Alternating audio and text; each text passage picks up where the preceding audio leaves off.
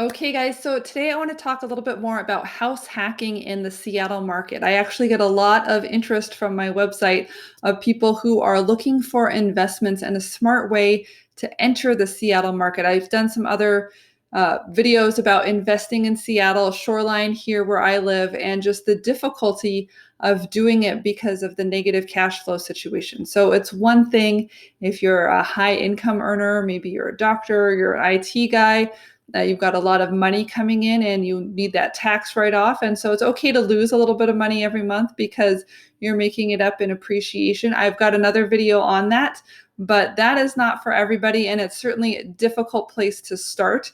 If you're just out of school, you're just in your first job, you may have gone to Bigger Pockets, which is a fabulous website. Biggerpockets.com is a discussion board, a forum. It's free. It's a great place for people to connect and discuss rehabbing, landlording, Airbnb, that type of a thing. And so it's a good resource for you. And I got started with books and audio cassettes and things like that on my investing journey, but they've got a lot of great free information for you. So that brings us to now, well, it works in their market, right? It works in North Carolina where I went to college. It works maybe in Denver where Scott from the podcast went to school or graduated and got his first job. But how does it work in Seattle? We have a much higher priced market here. So let's dive in to some of the numbers. And this is based on things that I've been talking about with some of my clients lately. So if we go to my website and take a look at what's available in Seattle, I'm just going to try looking for things that are under 600,000 and with at least 2 bedrooms. And the reason that I'm choosing these parameters is because if it's much above 600,000, getting something to cash flow is very difficult. And the type of house hack that we're going to be talking about here is the type where you have roommates. So you might have heard David Green on Bigger Podcasts. Bigger Pockets podcast. He's a retired police officer who was working crazy hours at his job, getting all sorts of overtime and money. And he had this big house and wasn't really utilizing it. So what he did was he rented out other rooms to fellow officers at his workplace. And he was able to generate additional income from the vacant space in his house. If you've been coming out of college and you've had roommates in the college dorms or in an apartment at school, you're probably used to living with other folks. Maybe you even have some friends that you'd like to continue to share space with. So if you can work this out, it can be very pleasant and fun and nice. But there are a couple things that we want to watch out for. So I'm going to go into that later. I'm just talking now about what kind of space we're able to get for this price range. So we can get houses. Look at this. Here's a house for 500,000. I'm seeing homes like this kind of in the South Seattle, Renton area. Let's see where this one is on the map. Okay, so it's right here. This is Renton Landing, Rainier Beach. So it's right there in South Seattle. I'll zoom out. I'm not sure. I won't zoom out. Anyway, you guys can, it's by Tequila. It's between the downtown Seattle and the airport. And that has 4 bedrooms. So this would be a fantastic one if you were open to having a house and a little bit of home maintenance. Some people, I see different types of folks, right? Some like the idea of kind of rolling up their sleeves, getting their hands dirty, going ahead and putting in that drywall, fixing things, redoing the carpet and flooring and that type of a thing. That's a little bit easier to do in a duplex or a property that you haven't moved into. It's also one where maybe the house is functional but ugly, and you can do that remodeling on the way out before you sell the property or before you leave and lease it to a different tenant. But the rehab model takes a little bit extra cash and or elbow grease, and it can be hard if you're trying to keep the home fully occupied with tenants. So knowing ahead of time kind of what your strategy is and what your orientation is toward repairs can help you find the best fit. Here's another little house for $450. And, you know, this is not fancy, guys, but for your first home, this is not bad. And it's got nice inside, right? Maybe a little bit dated, but you could live with that. Look at those nice floors. And this one, I'm guessing, is also in South Seattle. Yeah, Rainier Beach. Okay, there's White Center right there.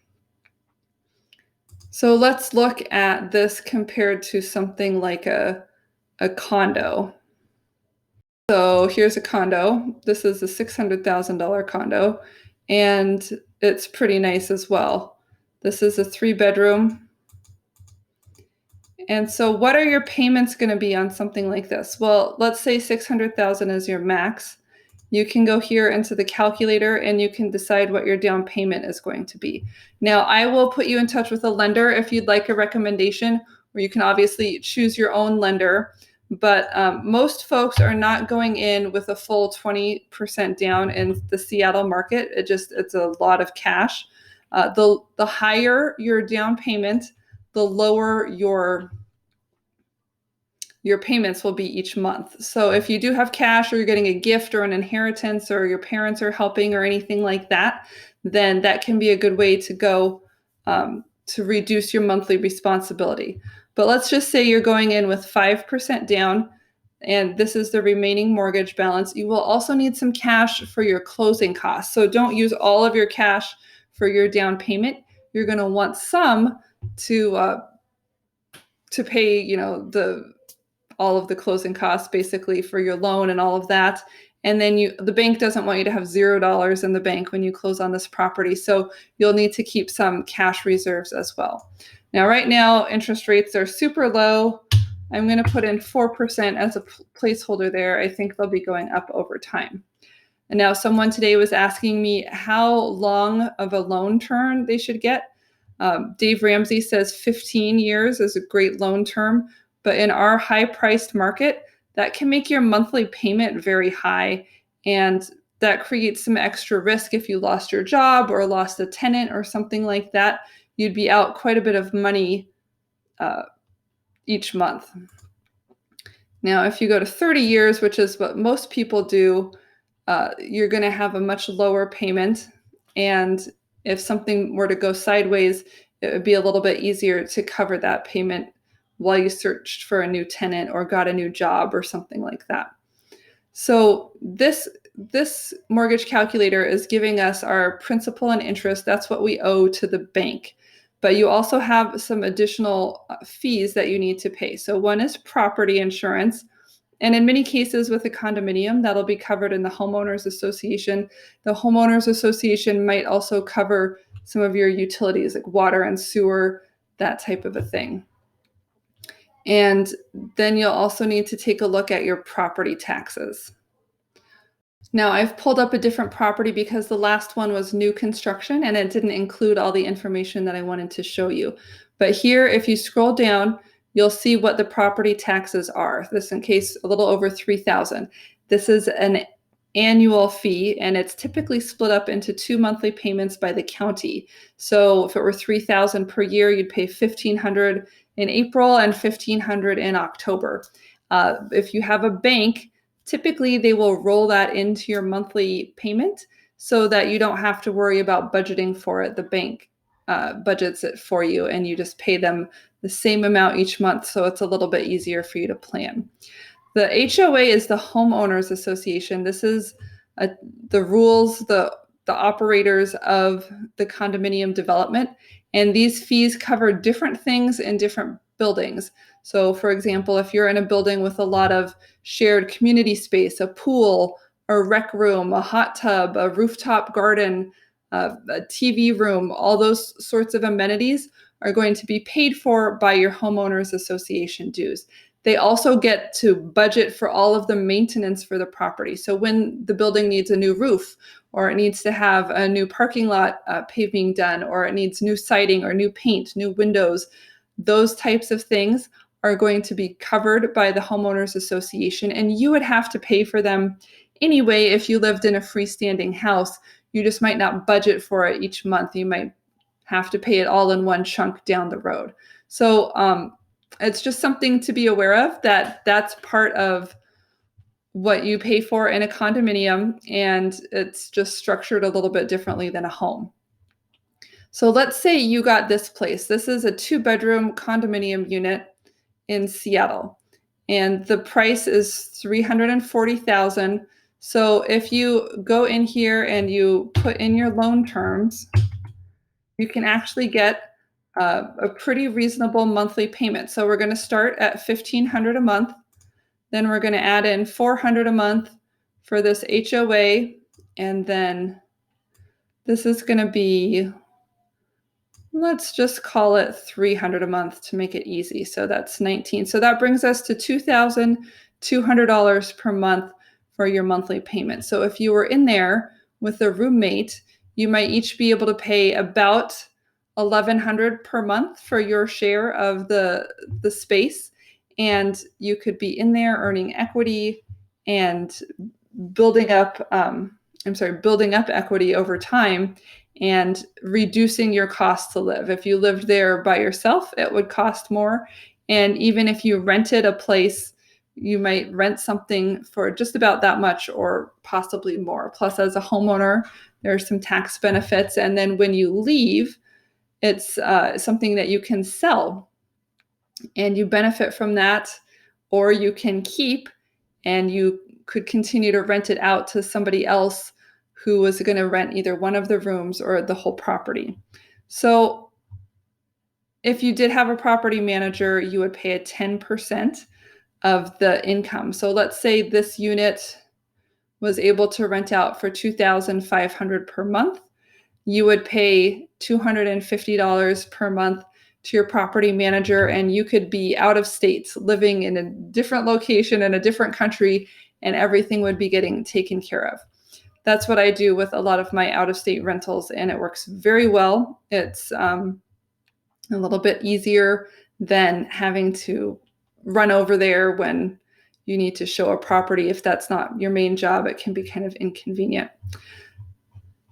So I just wanted to give you a sense of some of these numbers and how this could work. The most important thing is if you do get into a property like this, that you have your exit strategy in mind. I know a lot of today's folks are kind of mobile, and living in one place for the next 30 years doesn't appeal to you.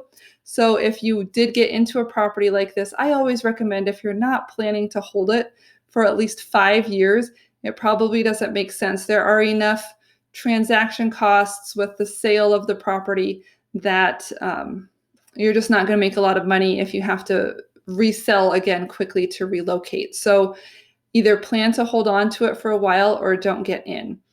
If you plan to hold on for a while, you don't have to live there the entire time. You can go ahead and keep it as a long-term rental. Maybe when you get a better job or you get married or something changes with your income situation, you can keep this as an investment property while you've moved on to something else.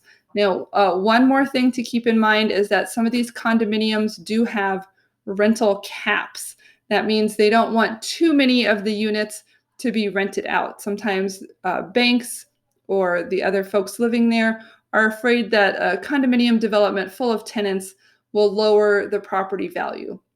So in that case, you need to find out what the rental cap is. This will be available from the Homeowners Association, and also how many of the units are currently rented. So for example, if 1/3 of the units may be rented, are they currently renting 1/3, or do they just have a couple units? That'll give you a sense of whether it's likely that you'd be allowed that exit strategy.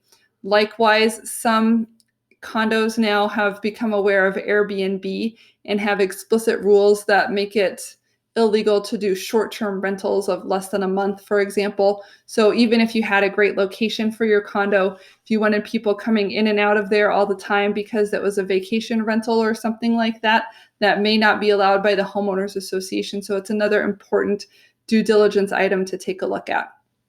I'm going to wrap up this video. I would love to hear your questions. I know just getting your foot in the door of the Seattle real estate market can be difficult, but a couple more years of pain and sacrifice, living low on the land, just kind of having a roommate, getting into position, riding that rising tide of appreciation. No promises it will continue, but Seattle's been very kind to us I've lived here for over 40 years. Well, I'm over 40 years old. I did go away for college though. But during that time period, the market's been doing very well. And even when it did dip after 2008, it has come back stronger than ever. So Again, let me know what your questions are. This is kind of an exciting topic, but also it can be complicated and there are some nuances. I know I've been going pretty quickly through this, and I just want to make sure that I'm getting you guys the information that you need. So ask your questions, be sure to subscribe, and let me know what else you need. I'm always making more videos, and I would love to make one just for you to answer your question.